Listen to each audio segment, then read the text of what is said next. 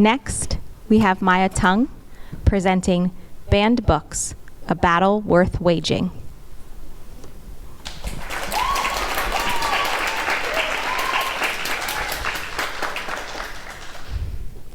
I never realized that people can view books as weapons. For me, books are voices that allow me to hear the world. No judgment, only the patience to allow me to try my way to interpret the world. I can marvel at the simplest thing without having to worry about anyone else.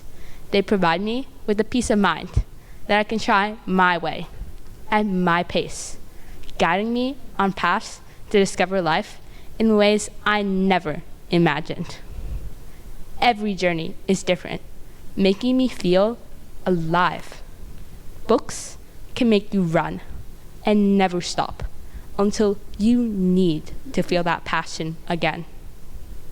A roller coaster, meant to make you hold on until the end. A laugh, meant to make you smile. Or the cry, letting you find that hopeful ending you've been waiting for. The power in books is their power to be viewed as so many different things for whoever may need it, whenever they need it. That's why some people are viewing them as ways to poison people's beliefs and don't want to let anyone have them. But books are important on people's journey of discovery. Sometimes the squeaky wheels of society choose to stall and are afraid of the new ideas emerging from different books. But they do not have to fear. Controversial issues don't have to be pushed to the sidelines for fear of conflict. Instead, they must be welcomed to find understanding. No matter what, it is all readers' right to have access to quality, thought-provoking, and diverse literature that lets them explore themselves and the world around them. Reading is highly useful in school and in life. Even novels filled with no educational value let kids learn. Shakespeare to comics. Anybody who reads regularly has a high vocabulary. It also helps their performance in school, as reading is exercise for the brain. The activity forces it to participate, to understand the message clearly. Studies have also shown that reading reduces anxiety and stress that is always in life. Books of any type challenge us to push past our mental comfort zones, but they take so much time in this evolving world. With technology, reading is becoming a dead art to my generation. Kids don't want to waste time looking at classics. They want stories that they can connect to. Many students have required reading, while the books students want to read are becoming a luxury. For many students, there is little to no representation for them in impactful novels, while sometimes students don't even want to see themselves in the books they read. They want stories that let them step into other shoes, take a trip to a new world that they've never seen before, and see the other side like they've never had it. But oftentimes, these are the books that are censored, and students lose that chance to experience something new or foreign to them in a special way. This predicament leaves many without the desire to read. It is clear that the joy of reading is almost dead. For many students, they are unable to thrive in school due to the pressure to choose the right books. Adults fear that in certain novels, kids will come across controversial, mature issues that they are not ready for, while students are encountering these topics every day. From the news to social media to popular celebrities to even their own friends, these sources inform students about what's happening in the world, whether or not they're ready to hear it sometimes. Some types of entertainment are simply too financially powerful or too unpredictable to be controlled. Books are the easiest way in children's lives to exert control. People must ask themselves, though, whether they want a child learning about these sensitive issues through a safe, educated book or a rash media post. Books allow kids the space, time, and judgment-free zone to mull over topics that shake them to their cores. They do not exist to tell a person what to think. Instead, they exist to make them think, to make them question the world and wonder about new things. Rather than being burdened by the news of these issues, books break down barriers, open new doors, and assure struggling kids that they are not alone. Even if someone is not ready for a particular book yet, they are always there waiting for them whenever they may need it. The truth is, different people feel uncomfortable about different books. For one, a book about addiction could be triggering for someone dealing with it in their family, while another will enjoy the plot about the current issue. Both reactions are perfectly acceptable.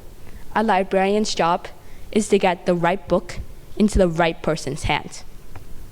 This process is being threatened every day. For example, books that feature LGBTQIA+ characters are often targeted.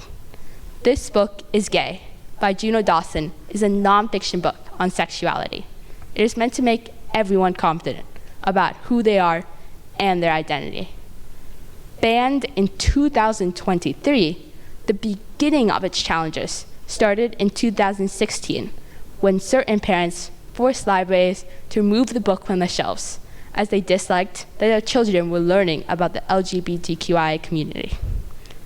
Giving children the belief that they're alone in their challenges, queer youth without the easy access to role models in books feel like outsiders. But they're not the only ones. Protagonists of color are also being pulled from the shelves. The Hate You Give by Angie Thomas features African-American 16-year-old Star as she watches her childhood friend Khalil die at the hands of an officer. He was unarmed. Readers follow her journey as she fights for justice for him. I was deeply impacted when reading this book, as it taught me the dangerous cost of assumptions. But many people had a different view and are wary of the sensitive issues confronted in the novel. When students enter a library, they're looking for books that they will enjoy. Sometimes those books go against the wishes of their parents, who feel their control slipping away on their child's journey as they grow. Some parents speak out in rage and choose to blame the libraries. So, with no true person being at fault, you can say, librarians can be arrested or fired for simply sharing needed books. But they are not the ones that are hit the hardest. There is a belief for an author, if their book is banned, it's a badge of honor, of accomplishment. The truth is, it could be the end of their career. For a few lucky authors, book banning propels their cause to national attention. The Hate You Give by Angie Thomas shows that book banning can actually be beneficial sometimes. Star's struggles allow readers to see the ugly truth about racism in the justice system. The author claims that whenever the book is banned, sales have actually increased. This phenomenon is not the case for the most. There are simply too many books being banned for each novel to be immortalized.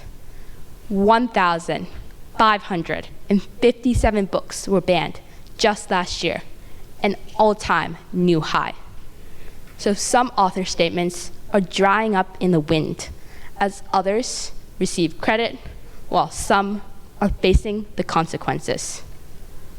Call Me Max by Kyle Lukoff, a book about a transgender boy, was banned by parents. Lukoff received no offers for contracts, and publishers were afraid to give him a job. You see, publishers note banned books and fear that by taking risks with those authors, they will lose money, deterring authors from writing these important stories.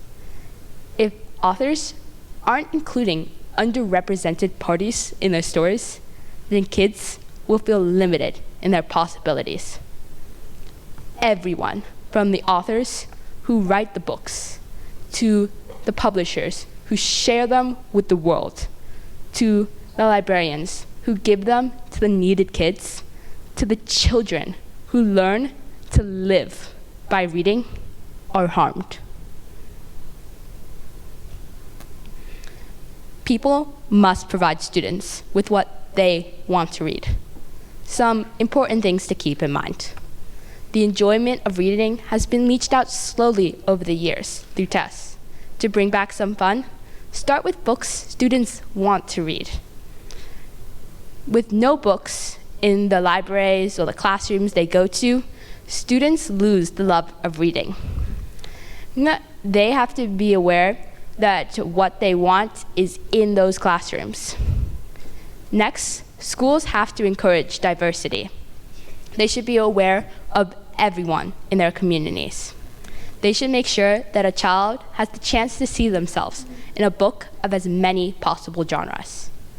In a National Education Association paper, a librarian from Texas explained that you just have to buy the books they want.